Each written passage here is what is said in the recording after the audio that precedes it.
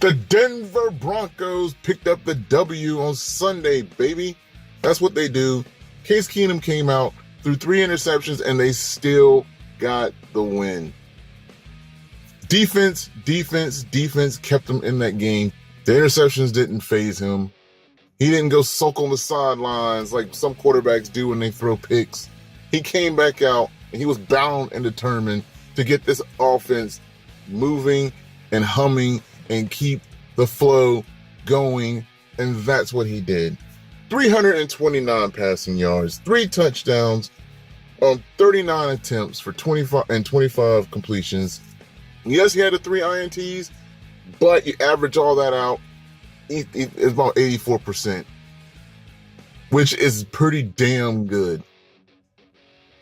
Yeah, the interceptions happen. We fucking know. We saw it happen. He threw 2 to the same guy, McDougal, and threw 1 to Earl Thomas. But he didn't let that faze him.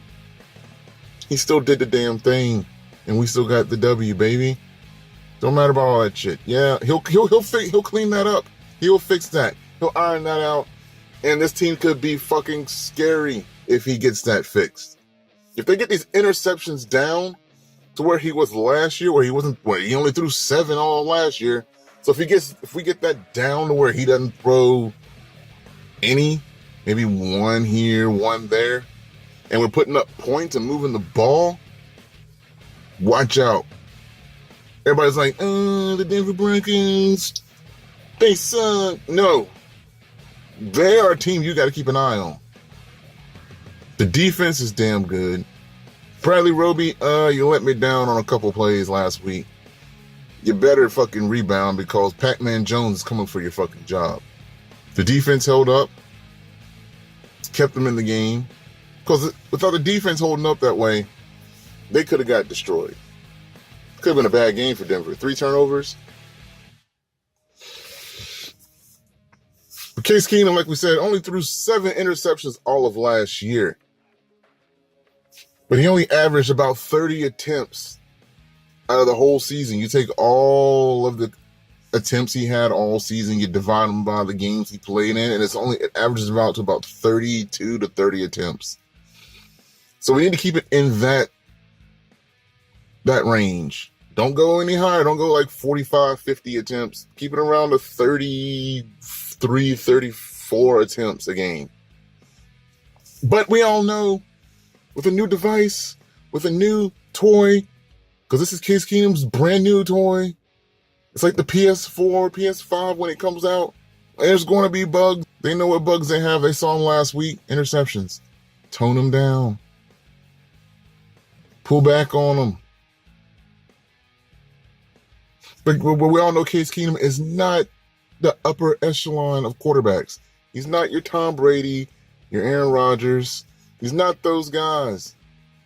He's like a middle of the pack. He's more of a game manager. He's more like an Alex Smith type quarterback. He'll get you wins. Just don't ask too much of him, and he'll get you the W. Don't ask him to go out there and sling it around 50 times. Because then you start running into problems if you start making him throw the ball 50 times, 45 times. But with all of that being said, the boy, the man, Case Keenum was 5th in passing. Better than Aaron Rodgers. Better than Tom Brady. He was better than those guys. Last week, 5th in passing yards. Top 5 quarterback last week. But the run game did help out. Both rookies made their season debut last week, and they did not disappoint at all. Royce Freeman has 71 rushing yards on 15 attempts, averaging about 4.7, almost 5 yards a carry. 2 touches, that's a first down. And he's a rookie. Oh yeah, let's not forget the other rookie, Philip Lindsay, also ended up with 71 yards on 15 attempts.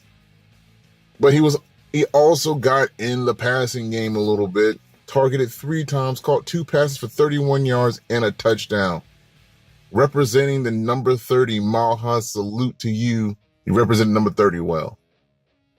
Terrell Davis is my favorite running back of all time. I know somebody's like, people be like, man, Barry Sanders, man, Walter Payton, man, Jim Brown, man. I like Terrell Davis. Always have, always will. He went as a respectable man and asked Terrell Davis he could wear number 30. Terrell Davis said sure, and he's representing it proudly in that game. Took a little tiny pass and took it to the house. I was very proud of our rookies last week, man. They came out and showed that they're here ball. Receiving, another rookie, Courtland Sutton.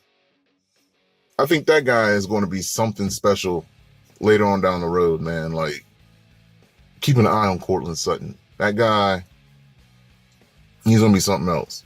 But he ended up with 2 catches for 45 yards. Not bad. But DT, Demaryius Thomas, 6 catches for 63 yards and the game-winning touchdown. I like seeing Demaryius Thomas get back into his form. Get back to the way he used to be when he had Peyton Manning. You see what happens when you have a damn decent quarterback. Not to knock Trevor Siemian, Case Keenum is better than Trevor Siemian. You can see the production on the field. You can see the way these guys play when they know they have a chance to win. Trevor Siemian, it was more like it was always up in the air. Like, maybe we can win this game. We don't know. It depends on the player, Trevor Siemian. They know with Case Keenum, at least they have an 80% chance of winning this game. Trevor Siemian is more like 50-50. But we're going to talk about some Emanuel Sanders. The Bronco of the game, in my opinion. Player of the game, player of the week, Bronco of the week, Bronco of the game, Emanuel fucking Sanders. 10 catches on 11 targets. He had one, he just missed one pass. 135 yards and 1 touchdown. What a fucking game for Emanuel Sanders. That looks like that's going to be Case Keenum's favorite target is Emanuel Sanders. That's everybody's favorite target. Even Trevor Siemian used to said that was his favorite target. Well, when Emanuel Sanders not in the game, it's a different game. Yeah, it is. But the defense stepped up. We all know the defense stepped up. And we all know who is the man on defense. The Vonster, Von Miller. 7 tackles, 3 sacks, 2 forced fumbles, 1 fumble recovery. This man looked like he was back in the Super Bowl. This reminded me of Super Bowl Von Miller. He's hungry. He wants another damn ring. He's like, hey, I got 1 ring. I want 2. I want 3, 4, 5. He wants a bunch of rings. And he looks like he's in form to lead this defense maybe back to another Super Bowl. Yeah, laugh all you want. The Denver Broncos ain't going to do shit. You don't know. Nobody thought the Philadelphia fucking Eagles would win a Super Bowl. Nick Foles. You never know what can happen in the fucking NFL. But this team has enough firepower on offense, looks like, and their defense is good enough to get them W's. So watch out. Watch out. But we didn't beat, the Seattle Seahawks is not a bad team. Yeah, they lost some pieces, but they're not a bad team. With that out of the way now, let's talk about this upcoming week, this upcoming game against the Raiders. We all know how the Broncos feel about the Raiders. They hate them. They hate them. We all hate them. They're the fucking Raiders. Me, myself, I'm more of a Charger hater. Like, I can't stand the Chargers. I don't like the Raiders. I don't like the Chiefs, but something about me just hates the Chargers. Like, fucking Phillip Rivers and his bolo ties. And I don't know. Something about I just think about the Chargers, and it just makes me want to just throw up. But I don't like the Raiders either. If I had to rank my hatred of teams, Raiders would be second. Chargers is first for me. Don't ask. I don't know why. There's just something about them. But let's look at these Oakland Raiders, because yes, they're still called the Oakland Raiders, because when I look on the NFL.com to pull up their stats like I'm doing right now, they still say Oakland. People are like, we're not in Oakland anymore. Yeah, you're still the fucking Oakland Raiders. So you're going to be called the Oakland Raiders. Now we're going to compare. For those of you, this is the first time watching or listening, because Okay, I didn't explain to you. This is why this is happening is because we moved into a house and my fucking camera broke. So I'm doing it this way. Just recording the voiceover type thing, like it's a fucking podcast or some shit.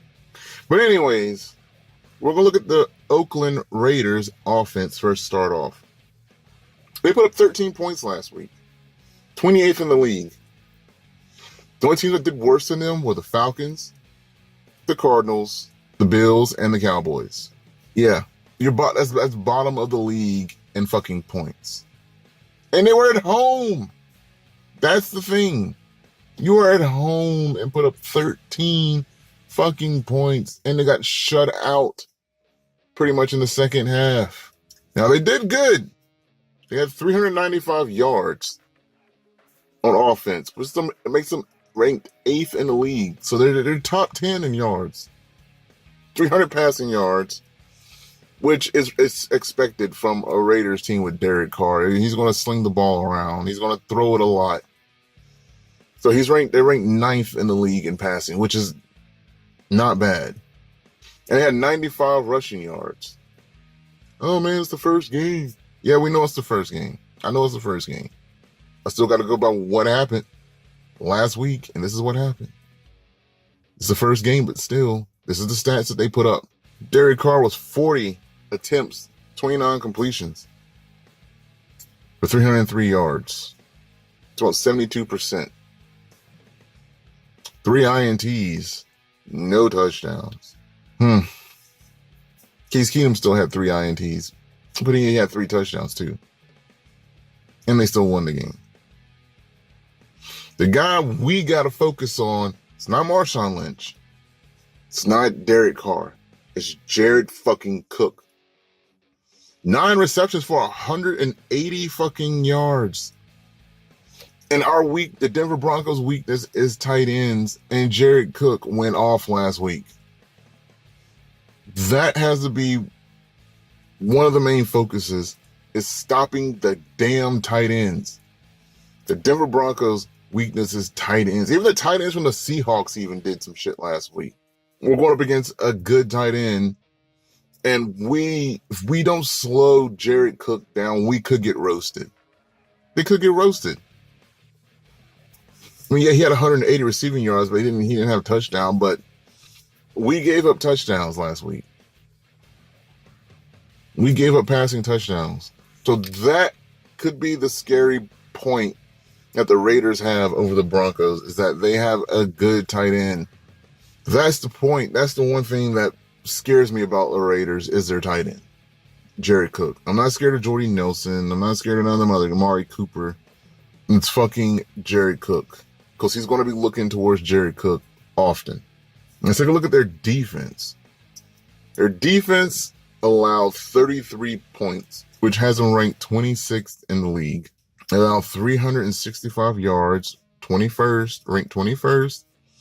225 passing yards, which has them ranked 15th, and then 140 rushing yards, which has them ranked 25th. They're pretty decent in the passing. They didn't allow a lot of passing yards, which I was surprised, seeing as how the Raiders secondary is sort of iffy, but they didn't allow a lot of passing yards. They allowed a lot of yards on the ground because of the absence of one man. I don't know. His name is, I'm just say his last name is Mack. That's all I'm gonna say. He's not there anymore. Then they allowed 140 rushing yards on the ground, and he only got 1 sack. 1. And I think Khalil Mack went ape shit on fucking Aaron Rodgers until they figured out a way to slow him down. But so it looks like the ground game is your best bet, and we have 2 running backs who are pretty damn good on the ground. Did good job on the ground last week. I mean, with 1 sack, and that means they don't get a lot of pressure. That being said, let's take a look at the Denver Broncos offense. They put up 27 points, 11th in the league, 470 yards total. Makes them 5th, 324 passing yards, 4th. and 146 rushing yards, 7th. So their offense is pretty much a top 10 offense. They are top 10 in every category: rushing, passing, and total yards. And I mean, that's a good offense. That is a good offense. With all of the sloppiness that was displayed last week, that's a good damn offense. I mean, top 10. Yeah, it's after one game, but still, top 10. Let's take a look at their defense, though. Their defense gave up 24 points, which has them ranked 19th in the league. 306 yards, 9th in the league.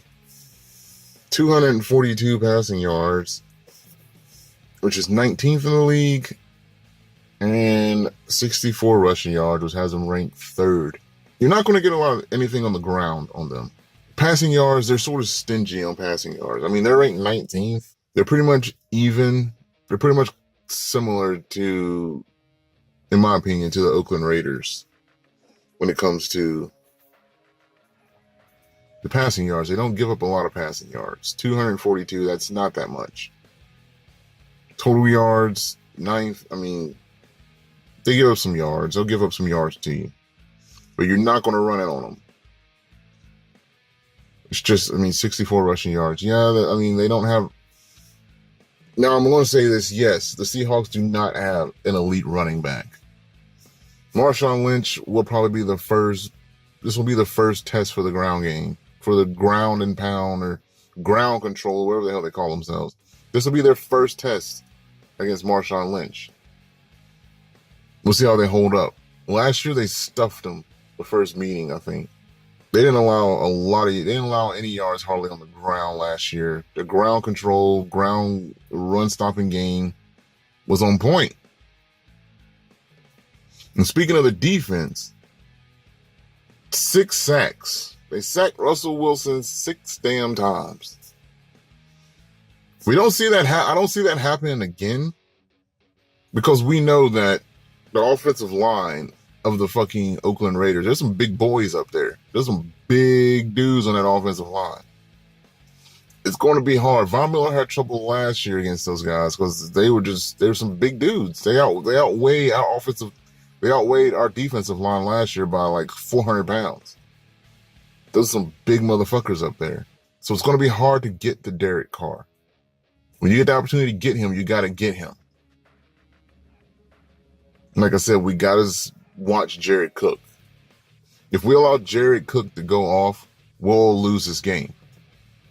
We will lose this game at home.